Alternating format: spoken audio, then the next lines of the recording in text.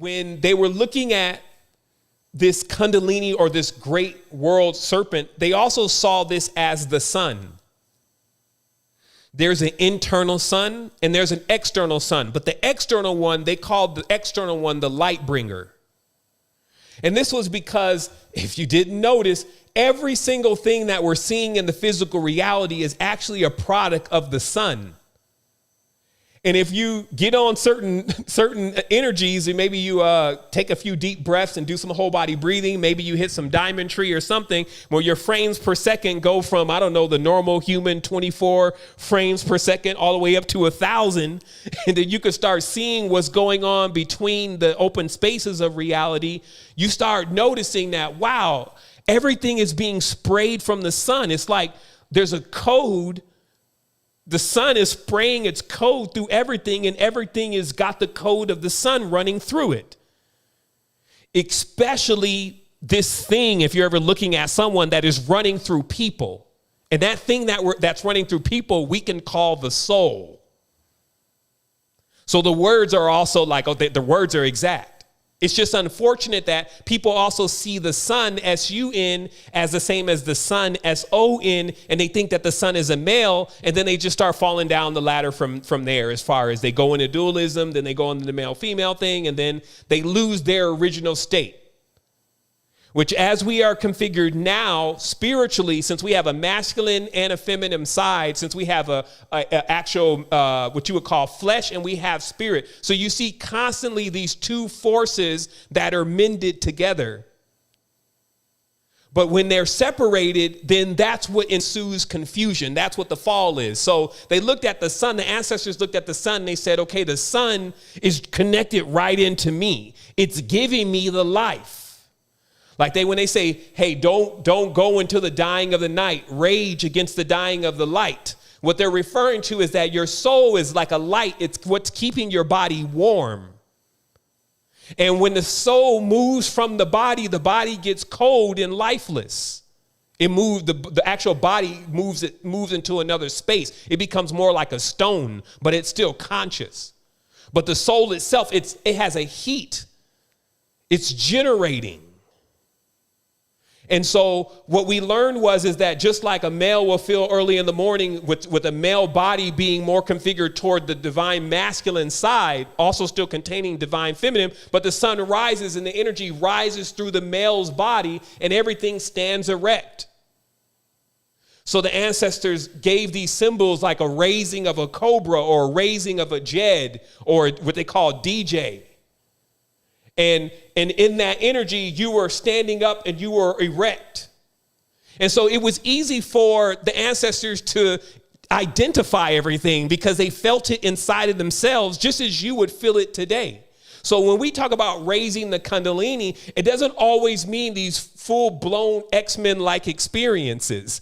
It also means just the ability to raise the energy through the spine and then over the spine and then back down to create a complete circuit.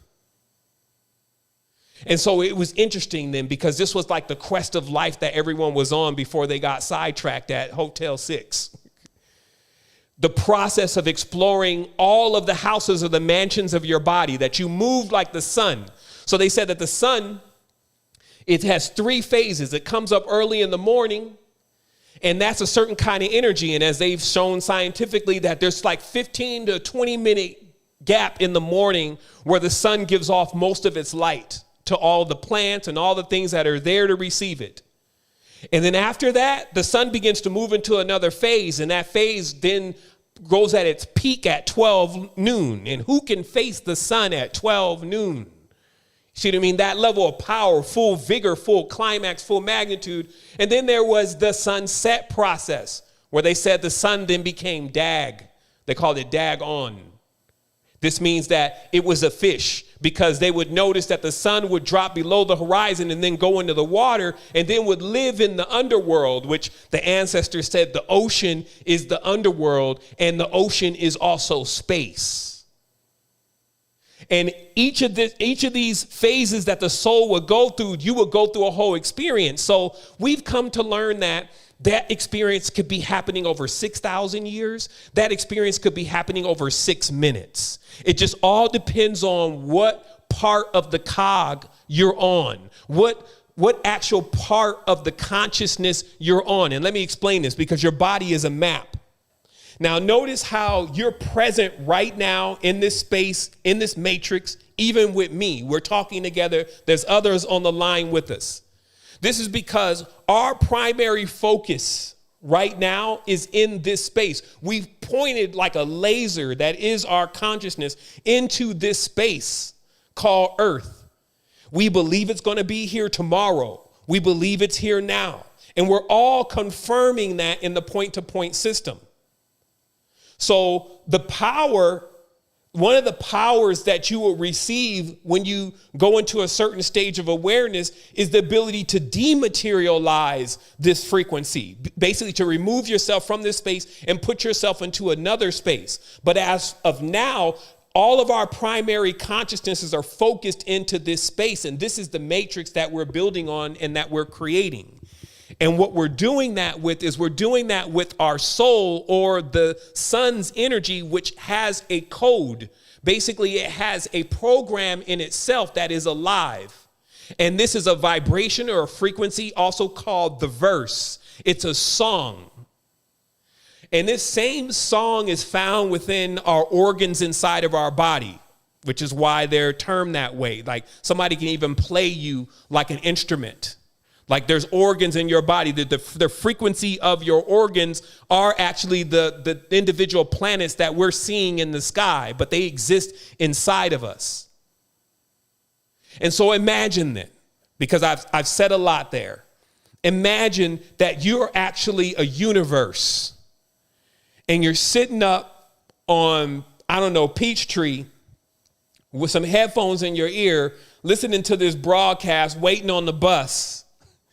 So this is just how adventurous your life is going to be.